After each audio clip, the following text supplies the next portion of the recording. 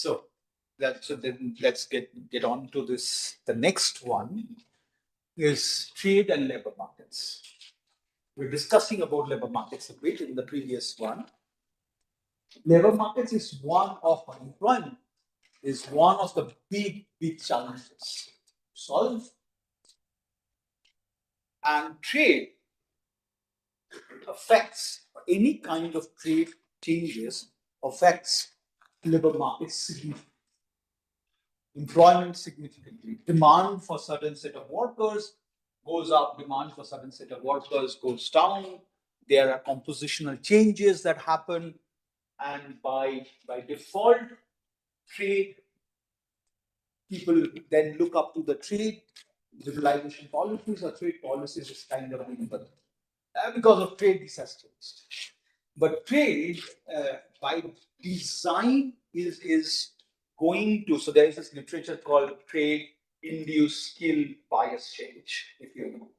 So trade in general, what we have learned is trade affects skill intensity more than others. Now this goes back to a theory. I guess we all have gone through this theorem, and then most of us, through different papers, try and find out whether we find evidences for this theorem or not. This is Stolper-Samuelson. Samuelson got a Nobel Prize, but not for this theorem. He got a Nobel Prize for several other things. He did several other things to economics, but not. This is one of the fundamental contributions of Stolper-Samuelson. So, what Stolper-Samuelson says, I guess you all know, but just to reiterate, refresh your memory, that an increase in the relative price of a good increases the real return to the factor. Let's say if wages increases, if real price of a good increases, the real return to the factor. Sorry, if a price of a good increases, then if labor is used in production of that good intensively, then wages should go. If capital is used intensively in the production of a good, then the rental of the capital should go on. That's very much straightforward. Then yes? Sir, India is kind of a country where we have labor intensive industries. But I think that is not the case of India. What do you mean by that? That is true in India. India is labor intensive. But we are exporting more of capital intensive. That's the puzzle. That's what we will. But the wages of everybody is not increasing, as you said earlier. No. This is a theoretical concept. Then we come to the empirics. Just hold on to your thoughts. We'll discuss on this one. So by theory, this is theory. In theory, trade should benefit the abundant factor to the detriment of the scarce factor. So if we have something abundant, then I will use that more intensively, and we'll use the scarce factor not intensively. So the real return to the abundant factor should go up. This is what theory says to us. So globalization should increase wage inequality in the developed countries and reduce it in the developed countries. Why? If globalization in developed countries, there are more capital intensive production. So skill labor, the value of skill goes up more because they have more skilled worker.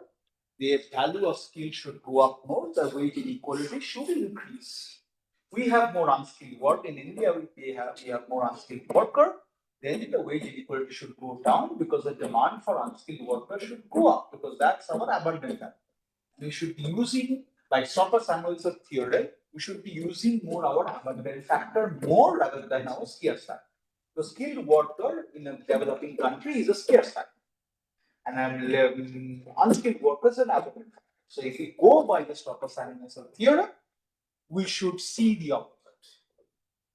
The skilled wage should increase more in the former, which is the developed countries, and the latter, and less in the latter set of countries, which is the developing countries, because developed countries have more unlabor skill, and developing countries have more unskilled laborers. However, this theorem is silent on the wage differences induced by trade within the same group of workers. Same group of workers means if workers working in textile industry, if they are skilled and unskilled, what happens? We don't. The theorem doesn't say that. But what is the evidence? This is Stolper-Samuelson. We try and prove and disprove Stolper-Samuelson theorem. This is the part. Same group of workers means same unskilled worker or within unskilled worker? Within the same group of workers. Within the same group of workers mean wage difference, you have same skills. Within same skills. You have same skills. What happens to workers? With trade liberalization. The Stolper-Samuelson theorem doesn't say that. There are many, and now what that people try to do, this is all theory. People try to extend Stolper-Samuelson with farm level heterogeneity. So there is implications of the relationship between trade liberalization and within farm wage inequality becoming more evident with recent research emphasizing the role of farm characteristics in determining worker wages. So there is this paper called Peter Egger and Udo Kalkmeier in GIE in 2009. And when I'm saying GIE, it's Journal of International Economics, which is the top field journal in international trade. Yes. Sir, I wanted to know something. If there is already established theorem which proves something, but when you test it in the real world, it is not holding. So how do you make sense out of that empirical analysis? Because it's not making sense. Which one is not making sense? The theory of the empirics. Empirics is not Why? aligned. But if the empirics has been done very good, why would the empirics not make sense and theory doesn't make sense? By sense, I mean it's not following what the theorem says. Can you think of any theorem in economics that cannot be disproved? So if we see It is very difficult. Yeah, economics is such a discipline because social science, same law can be proved and disproved in different sectors. That's the problem and advantage of economics. Both, because you can come up with your arguments, the mechanisms in different countries would be very different. That's the challenge to prove. So then we've had evidences, we'll see, we had evidences, the point being here, we had evidences which disprove Stolper-Samuelson theory. Then people started thinking, what is the problem? Where did Stolper-Samuelson miss something? Because these are fundamental theorems of economics. Right? It explains something, but it explained a lot of things during the 60s and the 70s and the 80s. Once the world started opening up, then we see this is not happening. Right? So then people started thinking, what happens? Then Peter Egger. Specific capital modeling also explains inequality. Specific also explains inequality. Yes, that's true. But the problem is why do we see this exactly opposite kind of error when we have empirics? Stolper-Samuelson, what Stolper-Samuelson say?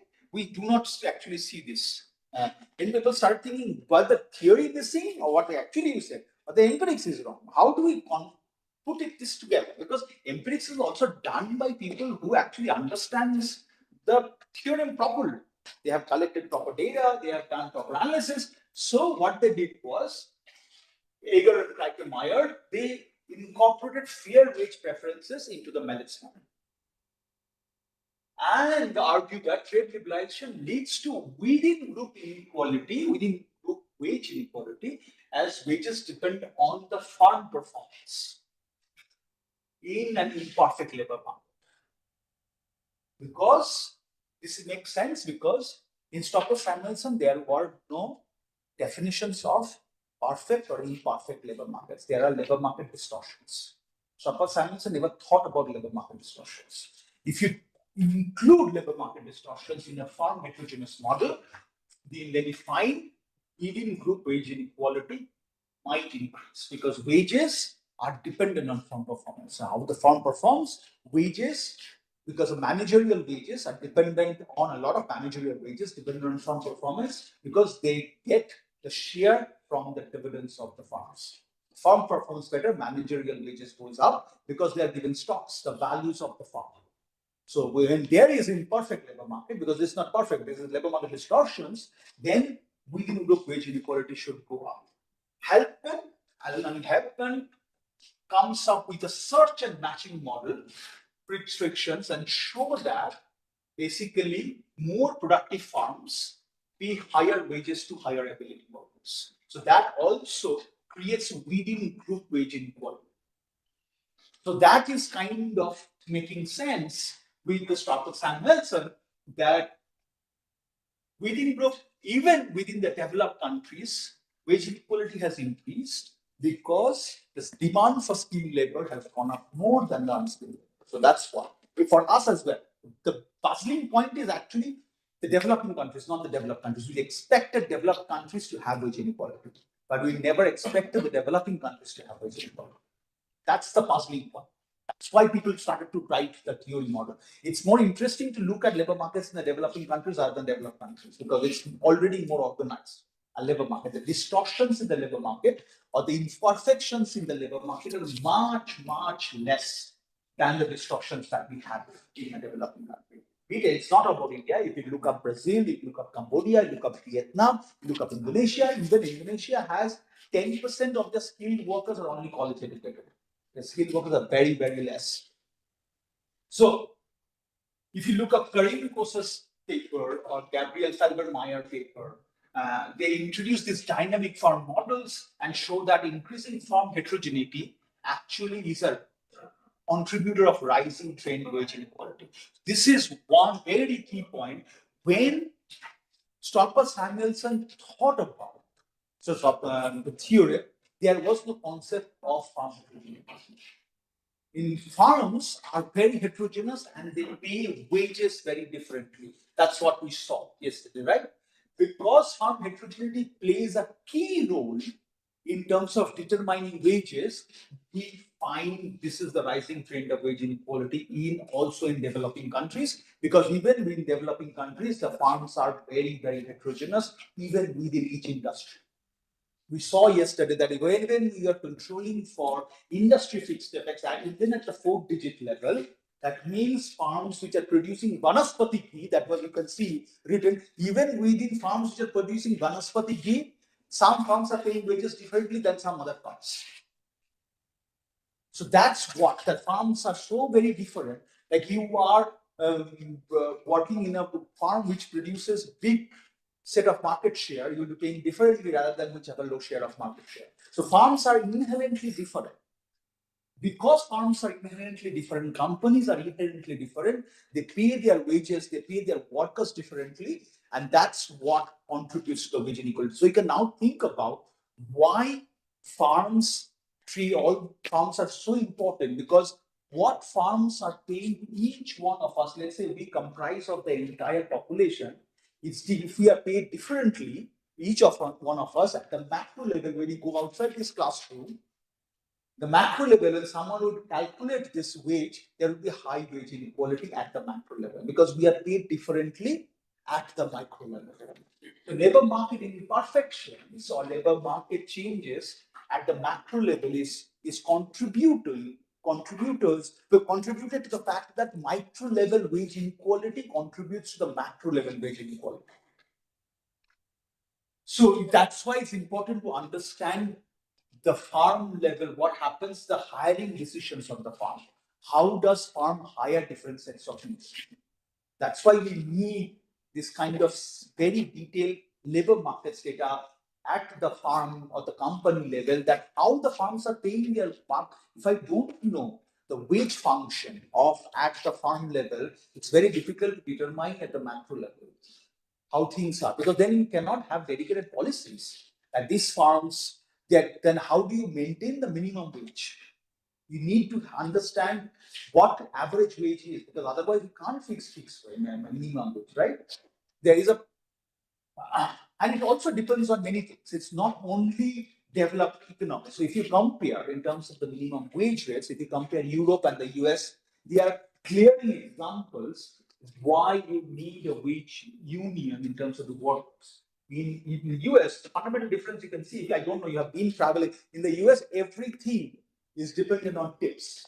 You have to tip on everything.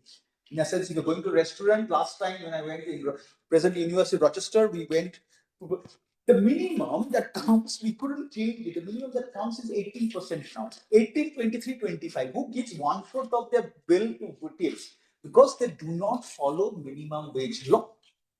That's why if you go out for a dine in the Europe, you will never be asked for a tip because they follow the minimum wage law. Because the labor market is structured, that's why they do not ask for a tip, because you are always being paid a minimum wage. The wage inequality in Europe is much less than the US. It's just because it's not only because the imperfections in the labor markets are much, much less in Europe rather than the US. The more you go to Scandinavian countries, the better it is actually. The imperfections are much, much less. So what do you mean by imperfect labor? The unionized, it's not unionized. The hiring decisions, there are labor unions. It sets the wages across each industrial group. Imperfections means everything is dependent on the market. If you design everything which is market would define, then things would go here, right? They can do anything they like. You have to set barriers. Then the government, the unions, it's important. It's not that the unions would kind of close everything. That's not the point. We saw this happening in this unions bargaining wage happening in one of the states in India, which is West Bengal, happening during that the wage bargaining kind of closed down a lot of factories. Industrialization kind of went out because of this wage bargaining to the unions. I'm not talking about that kind of unions, which kind of would destroy kind of the industrial climate of the state. It's a rational wage bargaining that you have to give certain workers certain respect their work and certain amount of, because otherwise overall wage inequality will increase. If you're not giving at this micro level, the overall wage inequality will increase because all this mad up to the macro level. Then the access, the problem is, you can imagine, it's not only about wages. The wages is depend your accessibility or your child's accessibility of different sets of services and goods depends on your wages. Then if you don't get that amount of wages, your child or something is not going to consume that amount of good. That creates an inequality there, intergenerational inequality there. They are not going to use certain set of services. So they're not going to good schools, for example, if you are in a private school system, which again, another good point about, let's say, the Europe and the US, then there is an accessibility of the school. Then you're not going to good schools. If the private schools are only good schools, if there is no system of public schools, then there is an accessibility of the school system. There's another whole other argument. We are not going into this, but wage determines a lot. Wage inequality determines a lot of macroeconomic scenarios. That's why they show that rising farm heterogeneity, the more the heterogeneous farms are, the higher the wage inequality is. So therefore, trade participation may contribute to within group wage inequality between these heterogeneous farms because of the unequal opportunities to access foreign markets and earn returns from exporting or, let's say, importing. It's pretty much the same. We saw yesterday that importers are also very different from non-importers.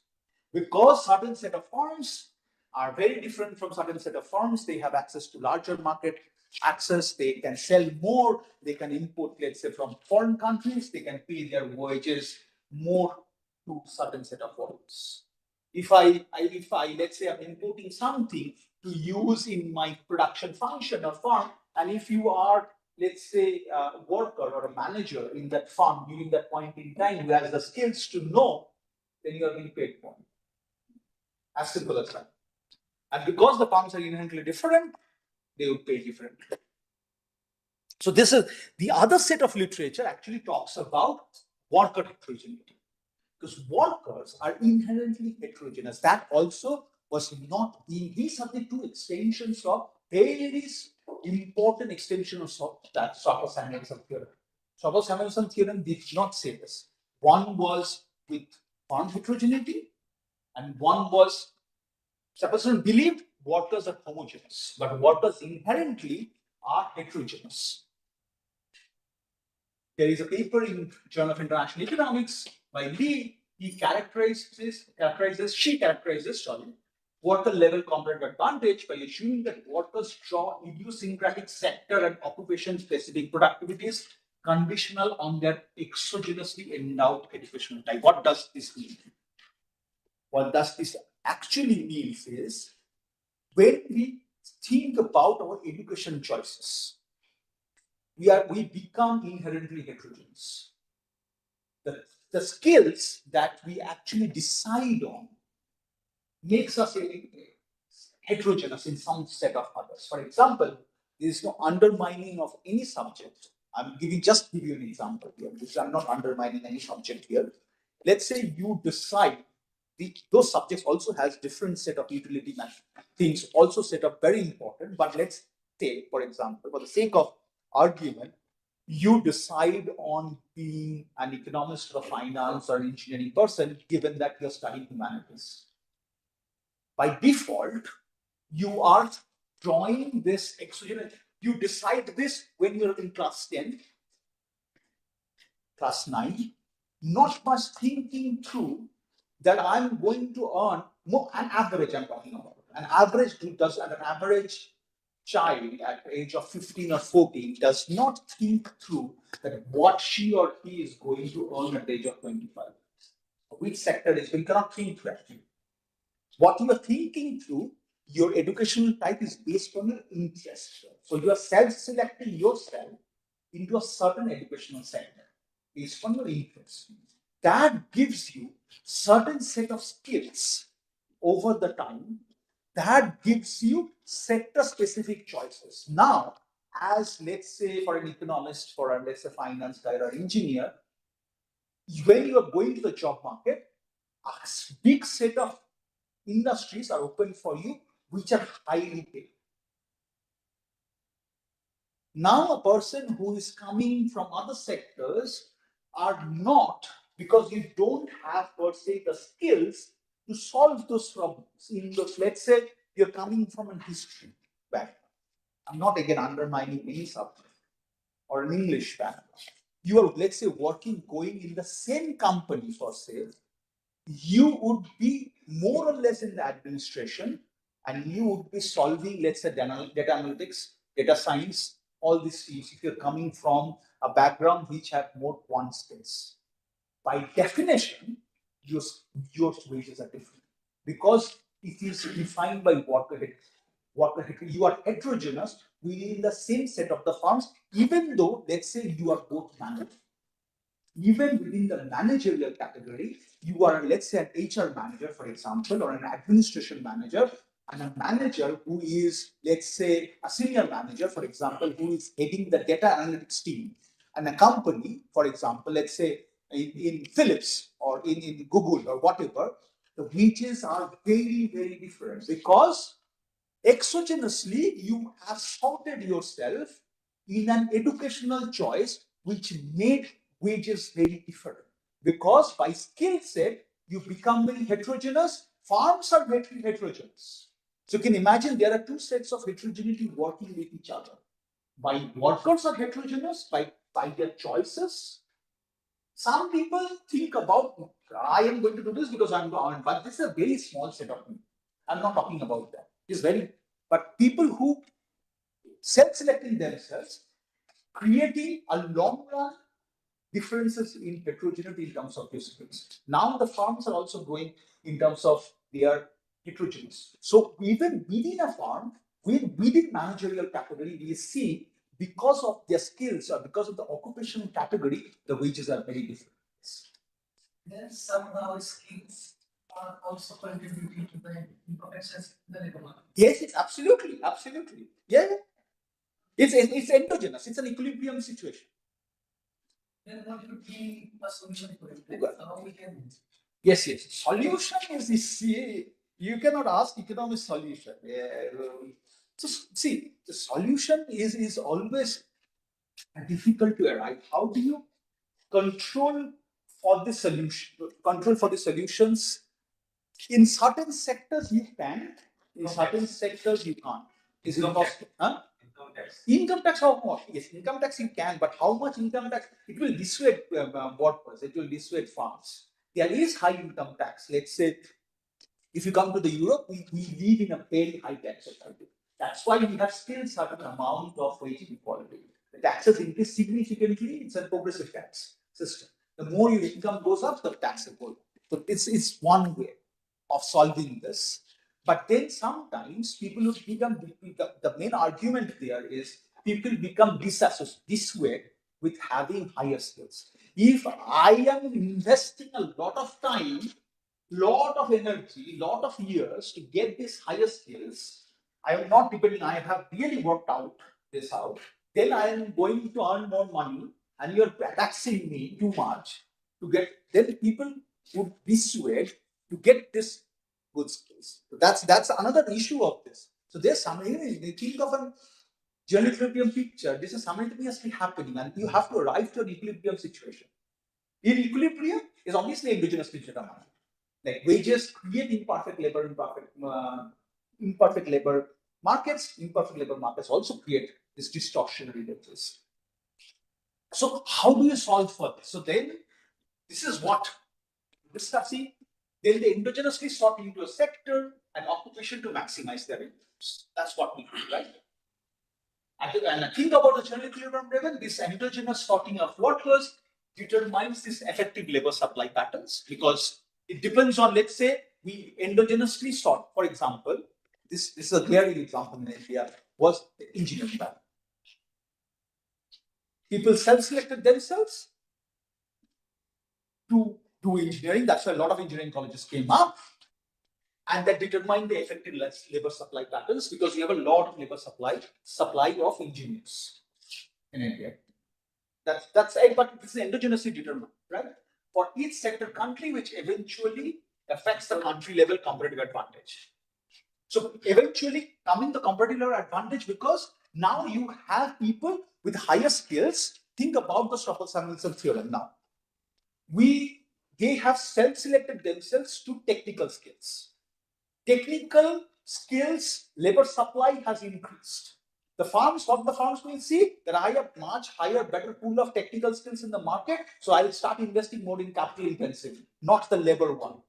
So suddenly, capital intensive or skill intensive jobs have increased rather than in skill intensive because there is a labor supply of skilled educations more rather than unskilled education, which are actually good skills. People come with good skills. So automatically, our comparative advantage changes somehow towards a little more skilled kind of jobs rather than unskilled kind of jobs, though we are unskilled, abundant country. Yes.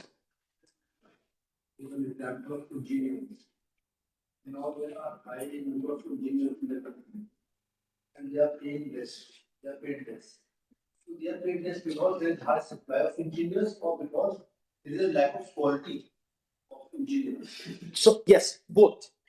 Now, after starting all of this as a benchmark, like all of this is a cutoff. You can only pay up to some point in time. So what would happen? Why did the engineering colleges came up? Because they saw the returns of being an engineer, the demand for engineering has gone up significantly. People who study self-select themselves to engineer. So that's why the engineering colleges came up. Now, after some point in time, the quality would go down because where the teachers to teach? They had their own students who just have passed out. If you go to a lot of private colleges, they have their own students who have just passed out, come and teach. We have to produce teachers. Most of the IT guys have done their PhDs from abroad, have come back to teach. You need the high quality teaching to teach, right? That's the point. So there's a cutoff of everything. After some point in time, that becomes obsolete. Then the engineers would go to, let's say, admin jobs. With the skills, it's admin jobs. But if I'm not talking about the cutoffs, but the point is that worker level heterogeneity matters. If we include in Stolper-Samuelson theorem, the farm level heterogeneity and worker level heterogeneity in terms of the skills, that changes the Stolper-Samuelson theorem. That then can define what we observe The developed country observation in terms of wage inequality going up is not the puzzle of the Stolper-Samuelson theorem. We expected that to happen because they have abundant skilled labor. Here, we do not have abundant skilled labor in developing countries. If we then include farm level heterogeneity and worker level heterogeneity, that kind of help us to understand why Stolper-Samuelson theorem can still apply to developing countries. So workers with different characteristics gain or lose by trade by a different amount and relocate labor differently in response to changes in trade environment. So when you'll see because of trade competition, what does trade do? Trade just brings in more competition in the domestic market and more availability of different kinds of products in the domestic market. One, and farms started seeing them and started changing their production patterns. If they started changing their production patterns, people with different set of characteristics or different set of skills are going to gain or lose from that market. Then you kind of relocate. So these leads to relative gains from trade across different educational types, between educational type inequality, and creating induced labor allocation patterns within worker types as well. So even within worker types, the reallocation would obviously increase because of inherent heterogeneity of the worker skills. More or less clear? Why Stolper-Samuelson? We can go again on this. Yes. So then somehow the trade and then the competitive advantage is contributing to the precarity of some specific sector of workers. Then what kind of general equilibrium is? So what kind of change? So see, in the general equilibrium level, what happens is all the sectors are growing or shrinking together. We had, for example, we had a comparative advantage in textile sector, for example, which was much more labor intensive. Okay, we didn't need much set of skilled workers in leather sector to produce stuff.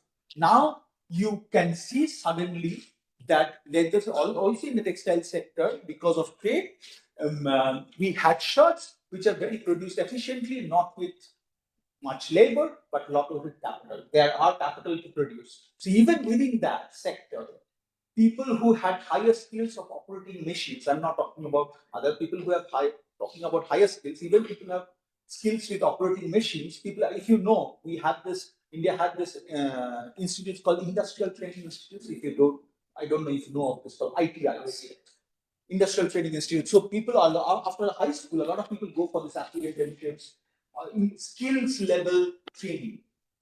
And you do a 2 years diploma or 3 years diploma in this, and then go to this industry to job. If we have the skills to operate big machines and stuff, how to grow, how to operate this, your demand, even within the textile sector, for example, will increase other than the labor, even within the comparative advantage sectors. Because now you can see that you use more machines in that sector rather than other sector. Now think about other sector which we didn't have comparative advantage.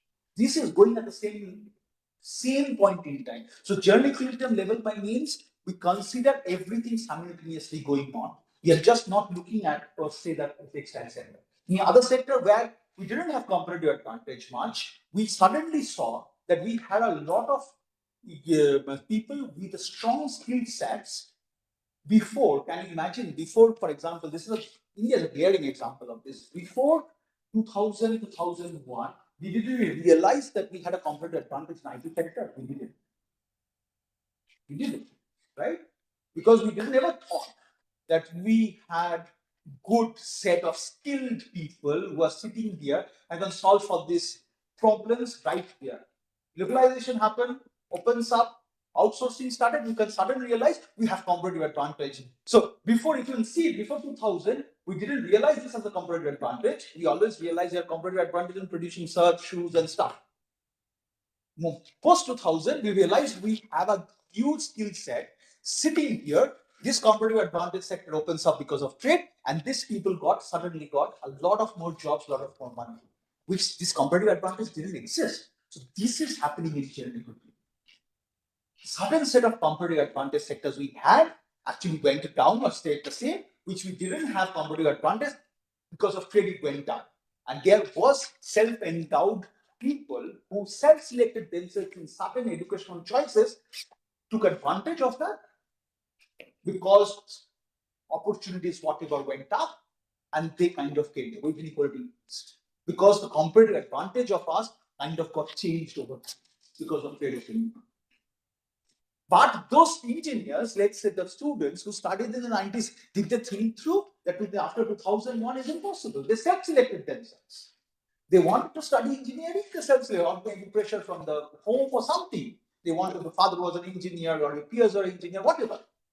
Or economics or finance, whatever subjects, which are basically quant-based.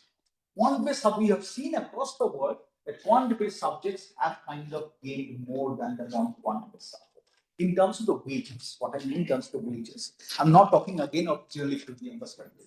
Generally perspective, then you can talk about job quality, then you can talk about life quality. If you bring in the working hours, everything, what is the quality adjusted life, then it's a completely different question altogether. Then you can have separate discussions on this. That they are working longer hours, they do not spend much time with family. This is also true, right? There's a quality, what is the quality of life? Then it is a completely different question. But in terms of wages, if you see, it's just pure wages. The quant-based field have gained more than the others. That's absolutely, there is no doubt about this.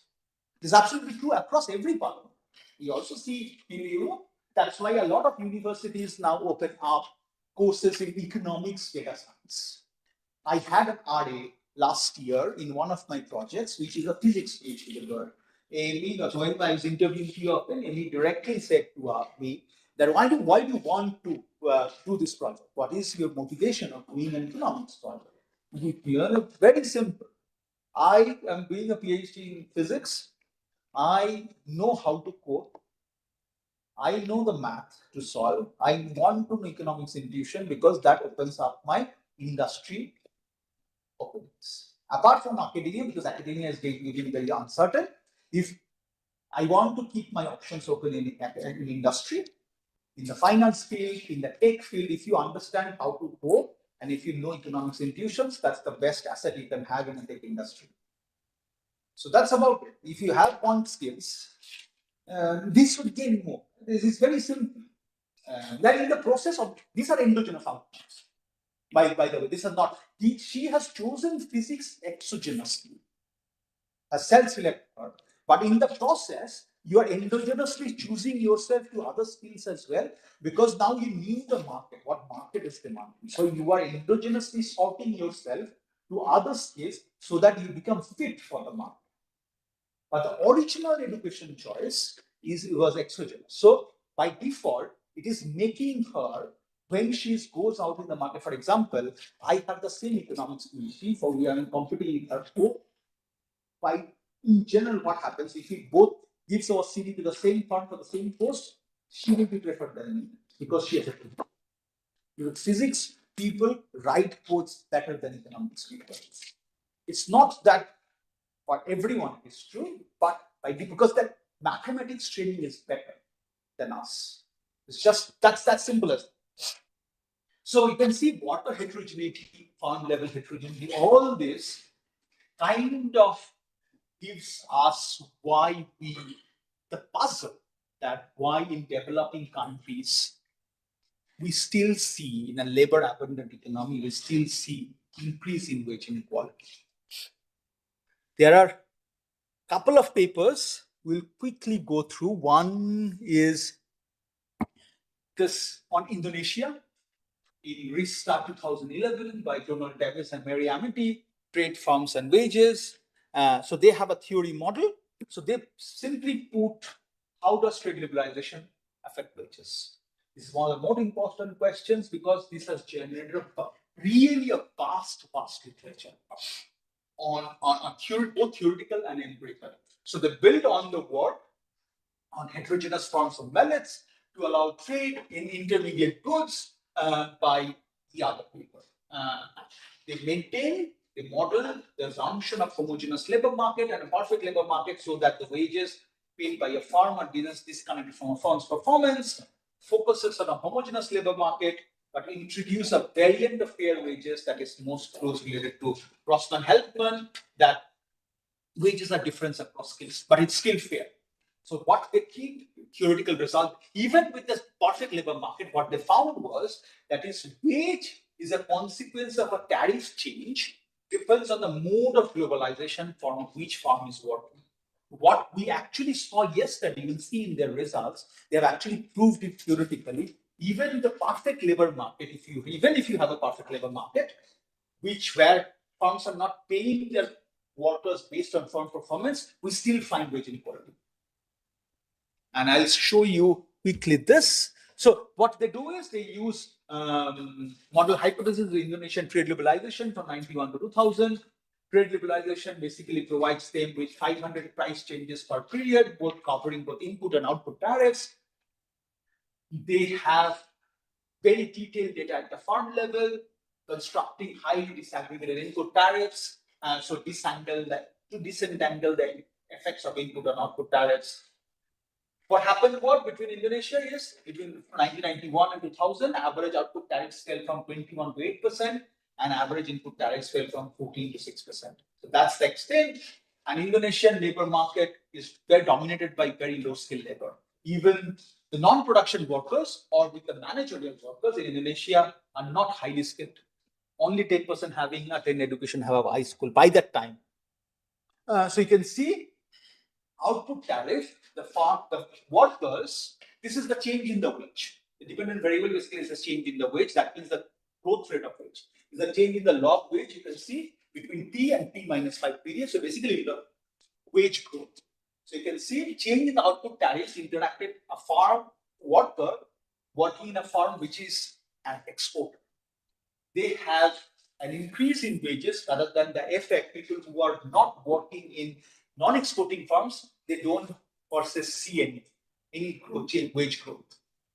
But they see a wage growth, and pretty much similar with the input tariffs. Input tariffs, they still find the negative effect growth, but when they interact input tariffs with the worker working in a farm, in an importing farm, you can see that there is a significant wage growth.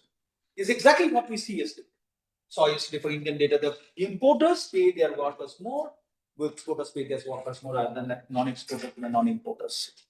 Even this is true when they control for foreign firms. Even in the foreign firms, when they use foreign firms, you can see output tariffs actually led to decrease in the wage growth of the workers which are not working in exporters. So competition actually drives wage down.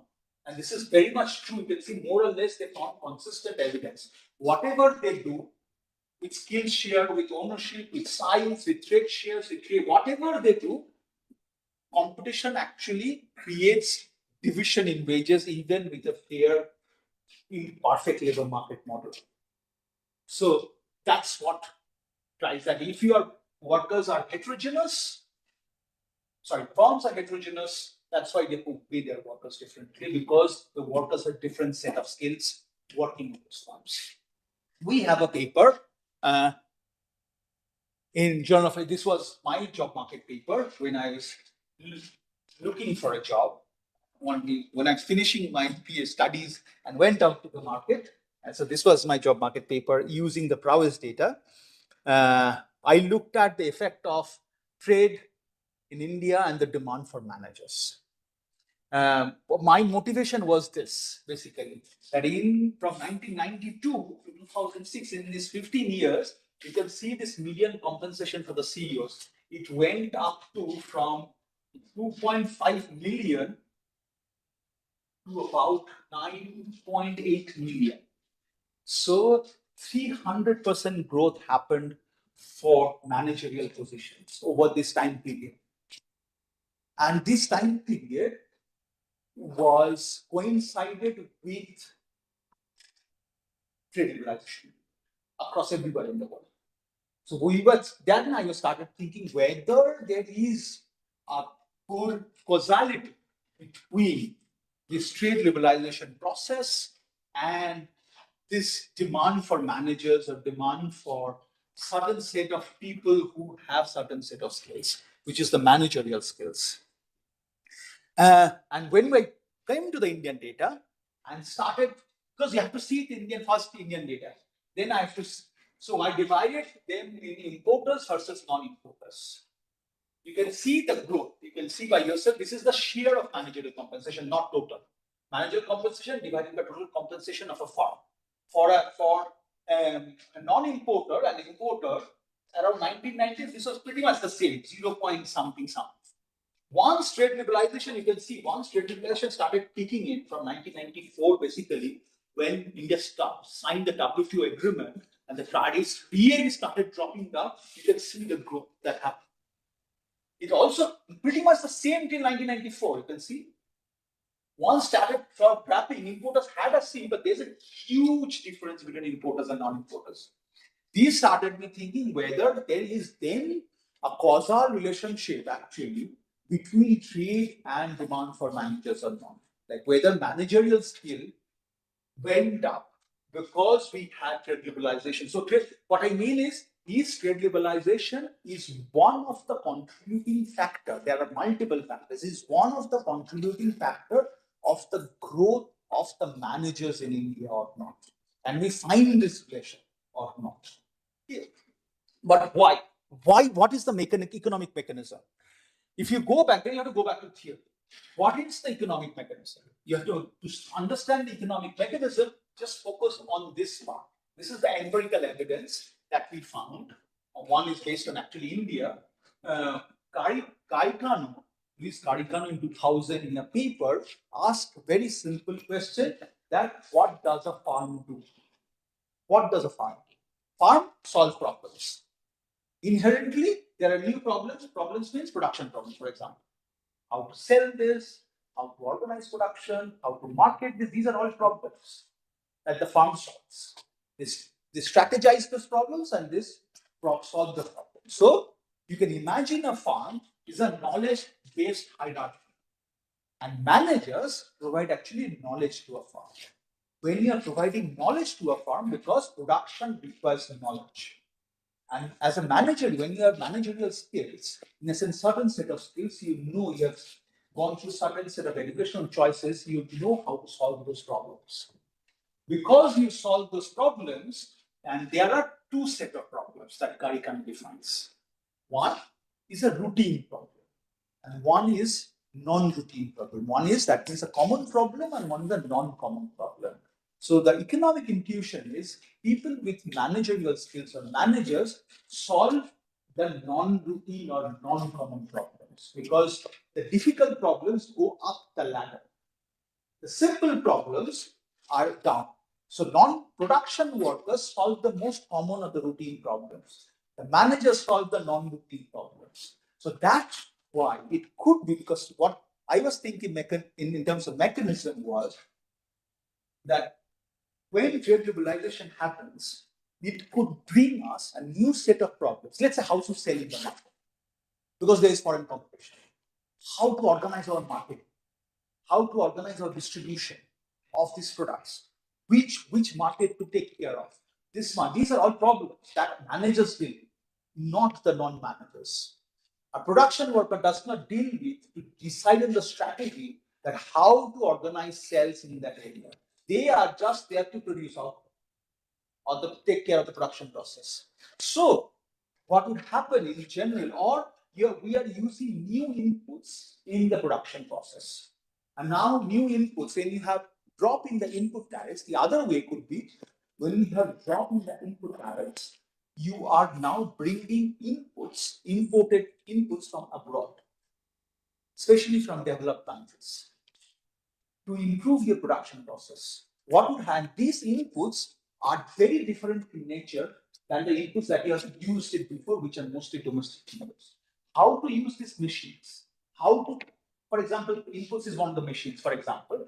How to use this machine in the production process? Which way to use this machine? Where should I put this machine? All these are problems solved by people with certain set of skills who can manage these problems. And these by default become these are the managerial people. People with quant skills, people with engineering skills, people with finance skills, people with this sort of skills. The scientists, they produce product variety. So all these problems that you have to introduce new product to the market because this product is not So then you need people with R&Ds who have R&D skills. This set of people got more in demand than the other set of people, because the firms has to solve these problems in the new set. And there are two others. There is this one experiment I would like to forward about this. And there are other papers simultaneously coming out that management or managerial practices have significant impact on firm performance. So these guys, Nicholas Bloom from Stanford, ran this huge experiment in India in 2000, between 2010 and 2008 or 2010. So they looked up 28 textile firms in Mumbai, and they hired the best management firm, consulting firm based in Washington, DC, to give them management consulting, how to organize your production process, how to lessen out your inventories, how to organize your labor, which labor to hire. All these you are given consulting for 2.5 years. So after 2.5 years, when they were observing at the similar level, similar kind of textile firms which are not given this management consulting. After 2.5 years, 3 years, what they found was that when you're giving management consulting, these firms' productivity was raised by 17% through improved quality and efficiency and reduced inventory. So it did give me an idea that this is very important in terms of the managerial managing consulting. And you can imagine how much. So this is a glaring example that when people run experiments, can you imagine?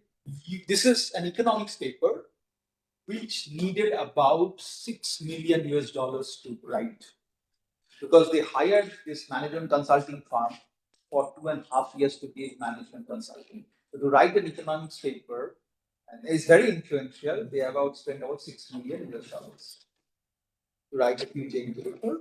This is, people spend that amount of money to understand what. This is funded by several funding agencies. But point being, so this gives me the economic intuition. And then I started looking at, looking at what happens in Indian case. So we change basically whether and how changes in trade policies lead firms to restructure their organization, basically whether the relative demand for managers and share of managerial compensation responds to trade liberalization or not. You all know the data set. These Indian firms, prowess, they used to report data on managerial compensation. Now they have stopped. I don't know why. They don't report it right now, but they used to report managerial compensation. They used to report they still report the director's compensation, but they don't report the managerial compensation, which is the middle management layer. This is for 15 years, and we use this trade liberalization shock. What do we find? I'm not showing you this. This is exogeneity. So you can see input tariffs have actually increased about 10% drop in input tariffs, finally about 1% increase in share of managerial compensation over total compensation.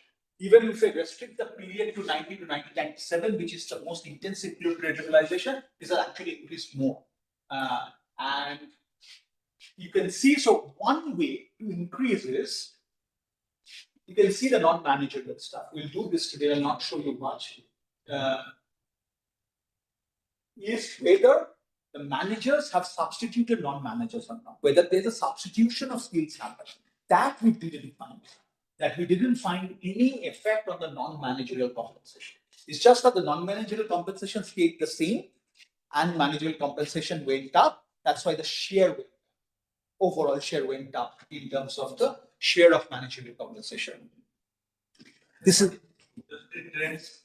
Oh, basically it's industry trends is industry fixed effects interacted. I'll show you today. This is one of the tutorials. This industry fixed effects interacted with a linear time trend to take care of the industry level policies. Because there are a lot of industry level policies that can be simultaneously undertaken, for example, delicensing, which can also heavily influence the managerial share of managers, the demand for managers. And this happened through wages, more or less. We'll show you this. But let me very quickly go through this paper. We can go very quickly, not much time. So this is a very, very important. Oh, sorry, this would be 2013. My mistake. I will correct for this. It's a 2013 AER paper. Let me quickly correct for this actually.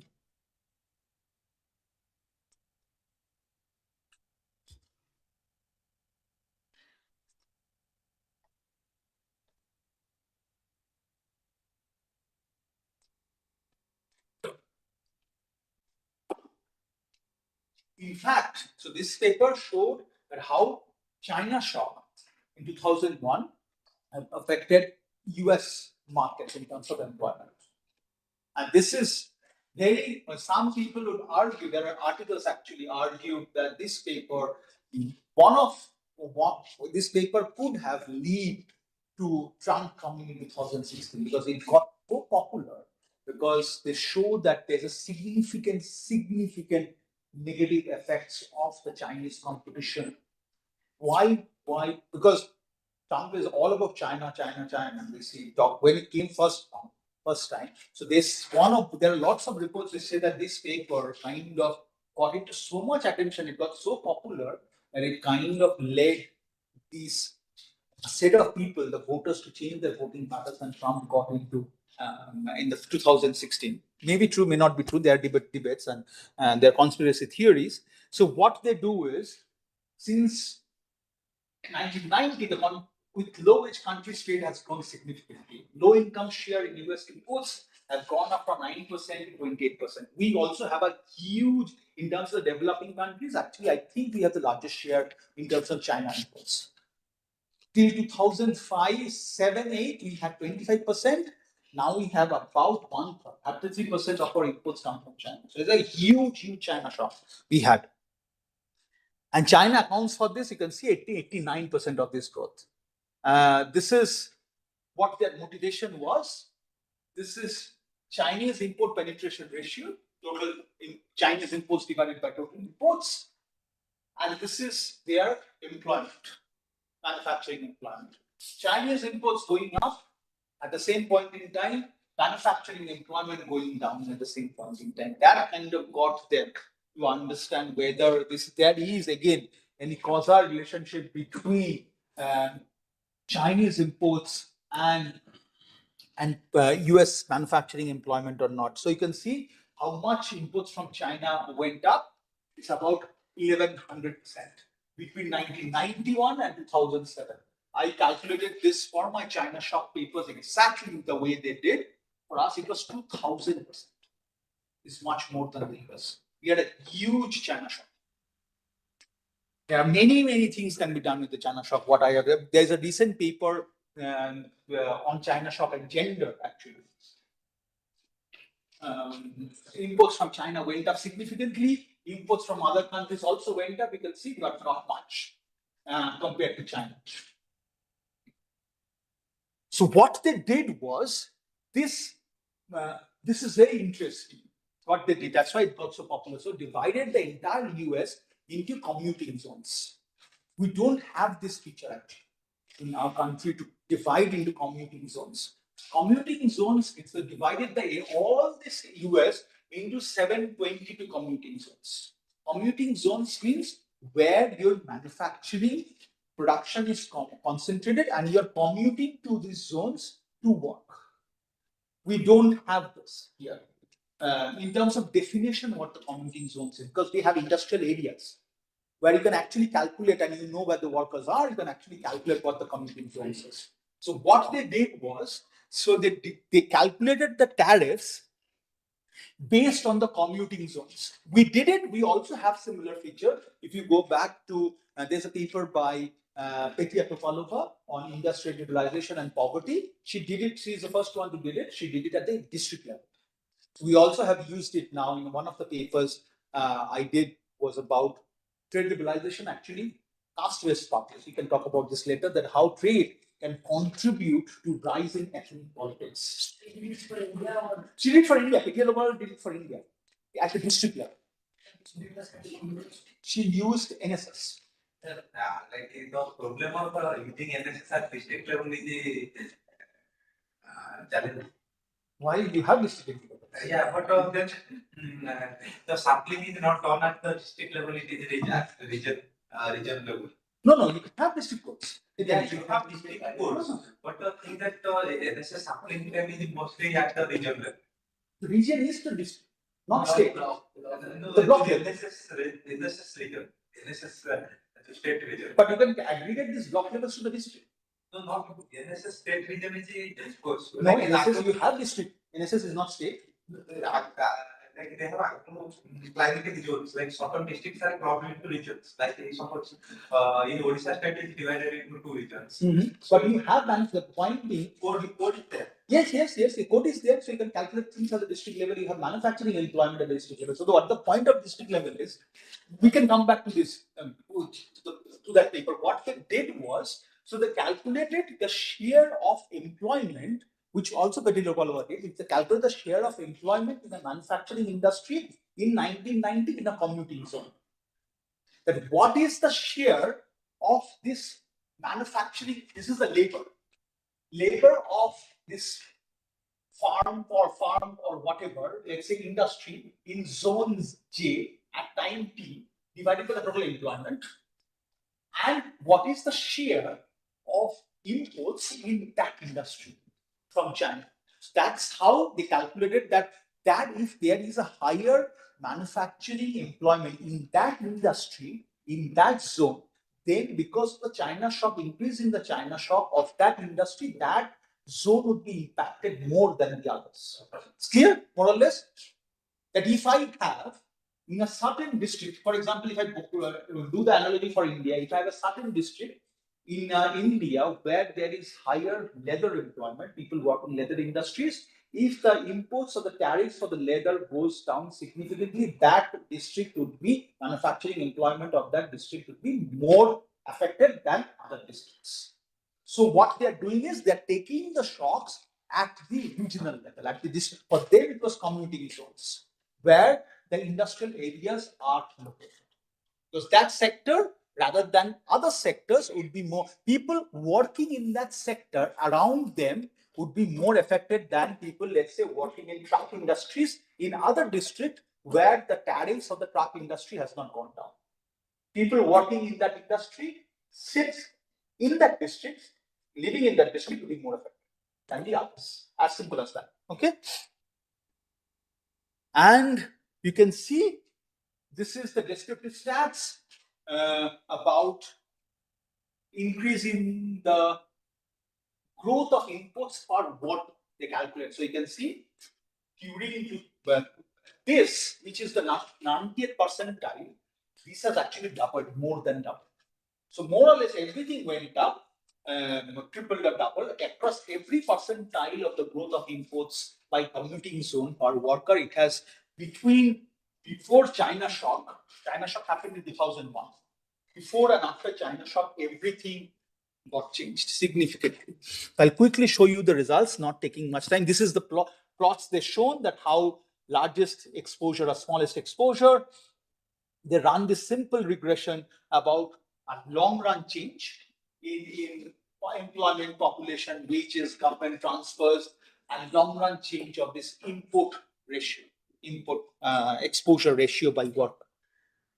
So you can see there is huge effect between the current inputs and significant negative effect of inputs on the working manufacturing employment significantly. And pre-exposure, there wasn't much change. They did it for the pre-exposure as well before China come in. They didn't find any change. And this actually happened for, you can see they're divided by college and non-college. You can see there is no effect on the college actually. Entire effect is driven by people who have non-college degrees, have not gone to college. You can see there is also worker heterogeneity playing role here by characteristics. And this is also, they have looked at the age group. The age group is 50 to 64. People who are, they got fired because of the manufacturing, because the manufacturing plant may have scores, closed, or they have shut down their operations. So people who have non-college degrees above the age of 50, they got fired. And these are actually the Trump voters. This is actually the Middle America Trump voters are actually exactly this group of people. So that's why people say that this might be influential in this paper. It might be influential. The other one I wanted to show you, yes, this one. So you can see these are government transfers, unemployment benefit transfers, national transfers, other kinds of transfers, state level transfers, because they have unemployment insurance. So these, because of Chinese competition, these unemployment benefits, different kinds of unemployment benefits from the federal government, from the state government, went up significantly because people were unemployed. This is more or less, and if I divide it by gender, males were more affected than the females, but both were affected. It's not that it's just the males got more affected, substantially more affected than the females. Yes, more or less. So key takeaways, rising input competition has large local labor market effects. It's reduced manufacturing employment. Migration responses are weak. People did not migrate much. Consequences for local labor markets was unemployment and national insurance, something rose.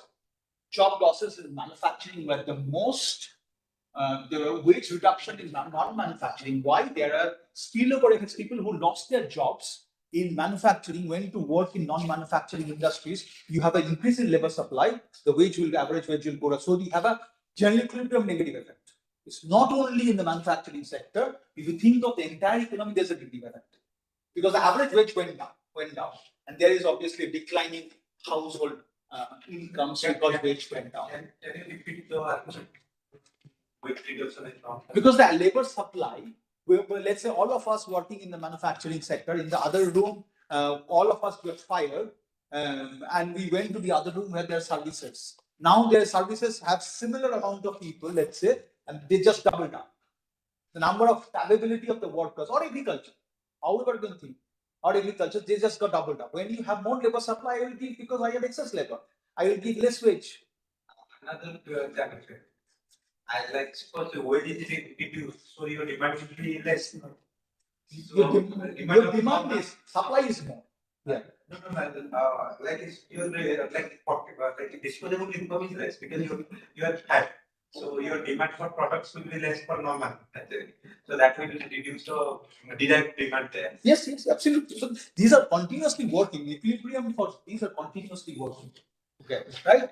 So this is more about trade and wage inequality that we see.